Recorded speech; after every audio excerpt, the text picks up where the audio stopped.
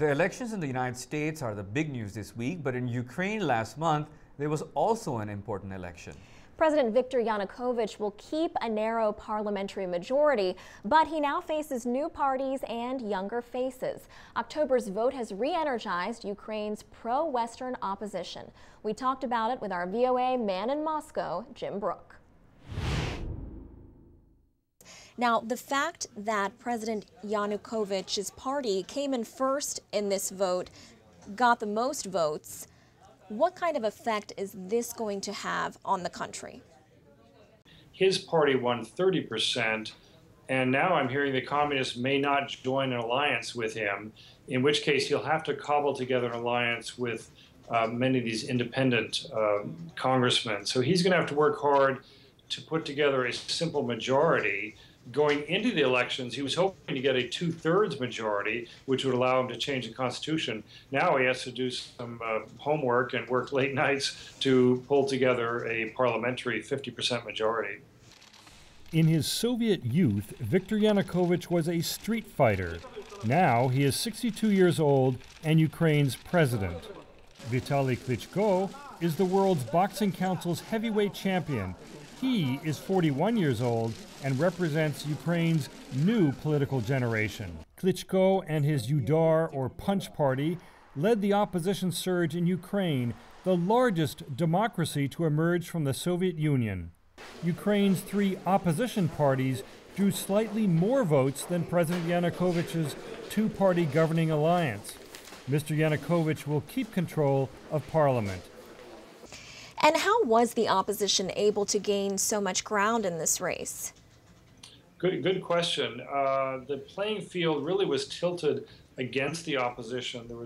Their airtime on TV was restricted, their meetings were restricted, some of their candidates were physically attacked.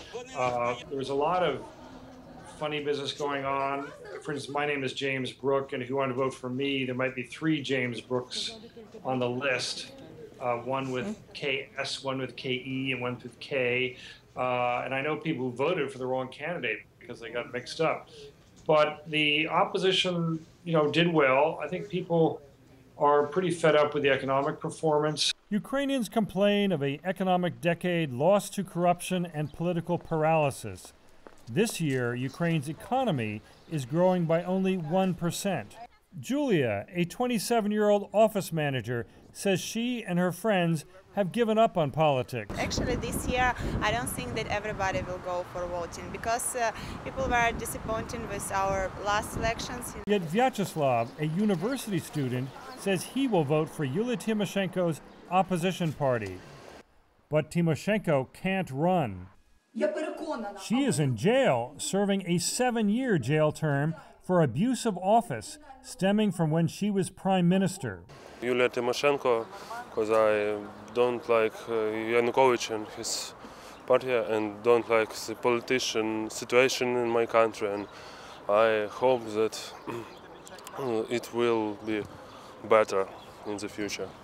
And what's been the international response to this vote? Well, both the EU and Washington called it a step backward because of all the funny business leading up to the vote, the restriction of the press, the restriction on candidates, restrictions on campaigning. Let's see where it goes. Whether the Europeans actually go as far as sanctions, I'm not sure. And what about Klitschko? We saw his rise in this election. What can you tell us about him and about his potential even later on down the road for the presidential election? Well, first of all, he's a big guy.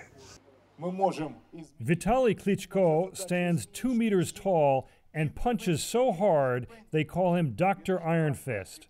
Now, the World Boxing Council's reigning heavyweight champion is fighting a new battle, Ukraine's parliamentary elections. We are fighting for what is right.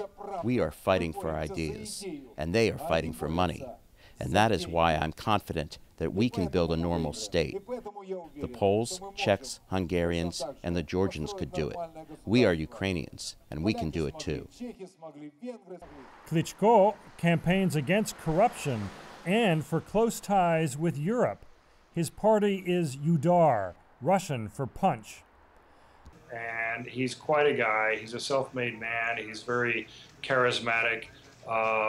People like him.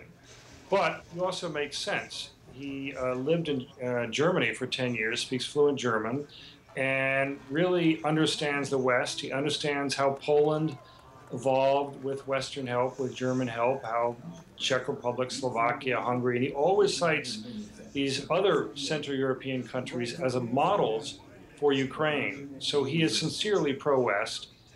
So you have that complete package, a guy who's smart and has the physical, personal charisma that excites the voters.